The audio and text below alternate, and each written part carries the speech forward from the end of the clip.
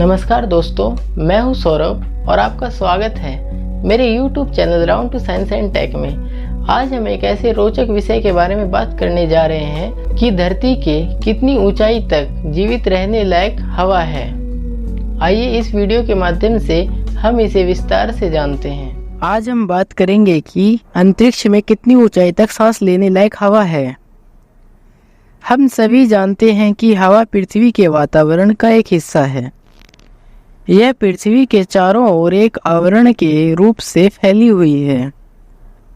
पृथ्वी के वायुमंडल में कई तरह की गैसें होती है, जिनमें ऑक्सीजन, नाइट्रोजन, कार्बन डाइऑक्साइड और अन्य गैसें शामिल हैं।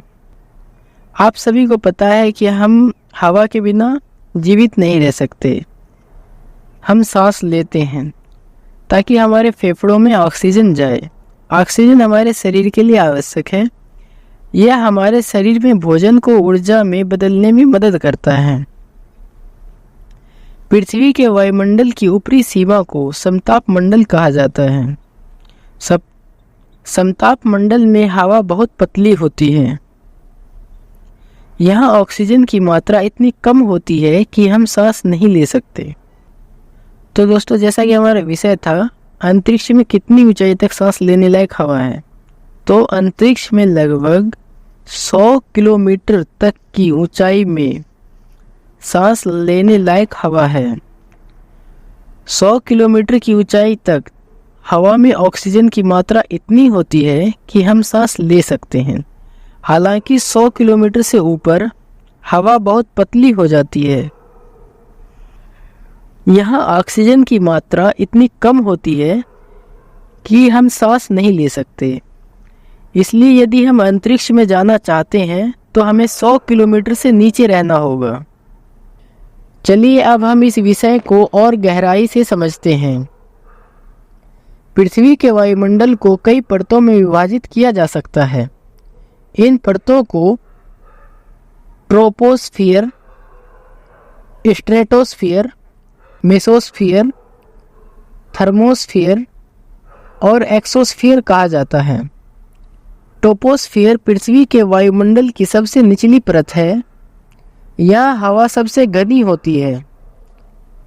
ट्रोपोस्फियर में हवा में ऑक्सीजन की मात्रा लगभग 21% होती है। स्ट्रेटोस्फियर ट्रोपोस्फियर के ऊपर स्थित है। यहाँ हवा ट्रोपोस्फियर की तुलना में पतली होती है। स्ट्रेटोस्फियर में हवा में ऑक्सीजन की मात्रा लगभग 19% होती है। मेसोस्फियर स्ट्रेटोस्फियर के ऊपर स्थित है। यहाँ हवा और भी पतली होती है। मेसोस्फियर में हवा में ऑक्सीजन की मात्रा लगभग 17% होती है। अब आती है बारी थर्मोस्फियर की। थर्मोस्फियर मेसोस्फियर के ऊपर स्थित है। यहाँ हवा बहुत पतली होती है। थर्मोस्फियर में हवा में ऑक्सीजन की मात्रा लगभग 15% होती है। एक्सोस्फियर थर्मोस्फियर के ऊपर स्थित है। यहाँ हवा इतनी पतली होती है कि इसे गैसीय कणों के एक बादल के रूप में माना जा सकता है। एक्सोस्फियर में हवा में ऑक्सीजन की मात्रा बहुत कम होती है। तो 100 किलोमीटर की ऊंचाई तक हम ट्रोपोस्फियर, स्ट्रेटोस्फियर और मेसोस्फियर में सांस ले सकते हैं।